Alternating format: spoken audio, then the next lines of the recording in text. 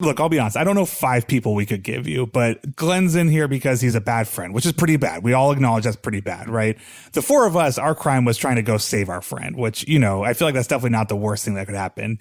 What if I could get you the worst criminal out there?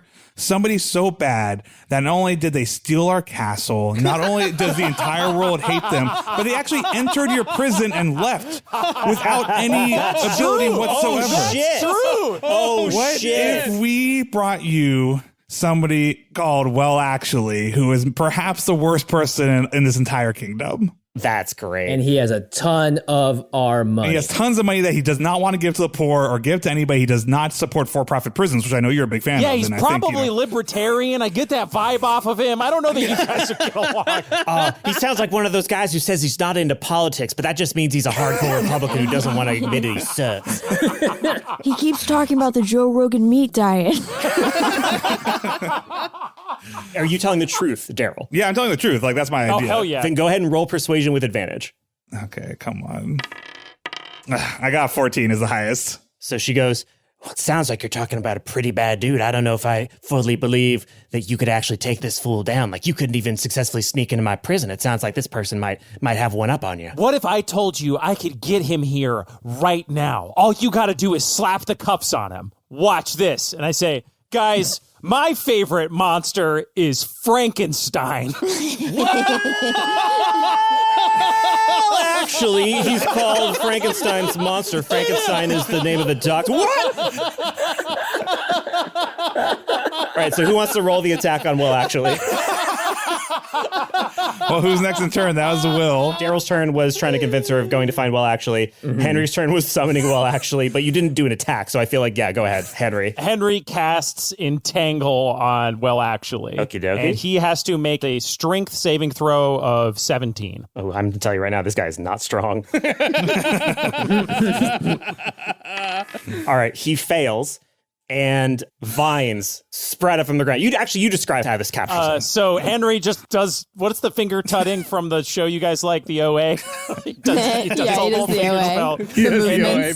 The movements. The movements, and a whole tangle of vines sprout out from the ground and the ceiling, and one of them grabs him tight by the fedora, which I imagine is like sealed to his head. The source of power. And then the other 2 wrap around his Jinko jeans and chain wallet, and he's not going anywhere. That's why he's so weak, is his little neck has been trying to hold up that fedora the whole time. And like me, his head is a little bit too big for the rest of his body. So with the second you entangle him like that, you can feel within the vines, one of them rustle a little bit as his fedora dips just a little bit, and he goes, touche. No. Henry says, nothing personal, kid. Oh, yeah. Bingo. All right, Ron, it is your turn. What to do except end an email with cheers. Let me think. So, how's Lizzie feeling about this? Is she on board, or? Give me a perception check, Ron. Okay. Or insight, whichever you want. Shut up. I've had the worst fucking roll. I got an 11. So you can at least tell that she can tell that this is not a friend of yours. She can tell that this is some third party, but she's not quite convinced that this person is all that dangerous. She definitely does recognize this as the person who said something to you last episode and then disappeared with no explanation. So you may have to sweeten the deal with her a little bit to convince her he's the worst person. Okay, let me think. Why don't you ask him how excited he is for the Snyder Cut?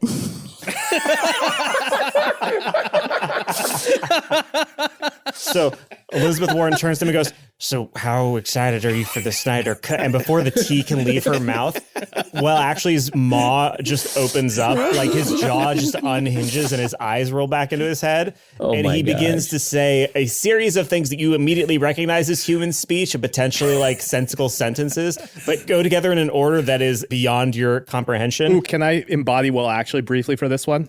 If you wish, yeah.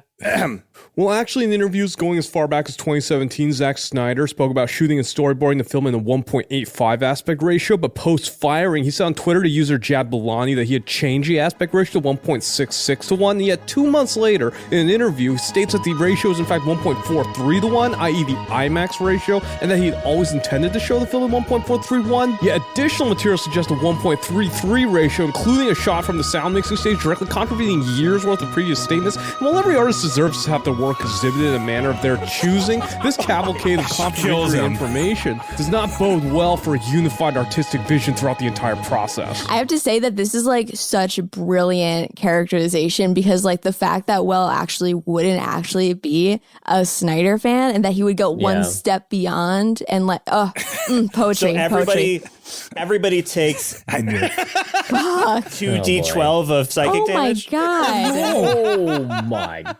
Oh no. And then I'm going to have specifically Elizabeth Warden roll a wisdom saving throw to see if she falls unconscious. Daryl took 9.